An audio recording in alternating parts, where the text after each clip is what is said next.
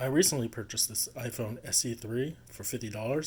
The reason why it's so cheap is the home button's broken. But anyways, point of this video is I bought it off of eBay, this thing here, and it came what looked like it was in a reset condition. When I go into settings, you can see there's no Apple account, and so it would seem like you could ready to go use it. But one recommendation I have when you get a used phone is just to go ahead and factory reset it. The nice thing about the iPhone is I think there's a quick, easy way to reset it, but I'm just gonna go into settings, general,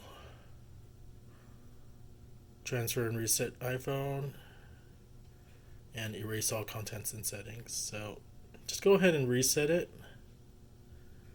And that's my recommendation if you buy a used phone on eBay or anywhere.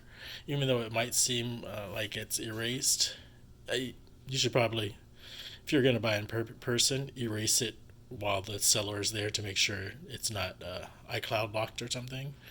But if you purchase off eBay, I would suggest the first thing you do is to erase the iPhone.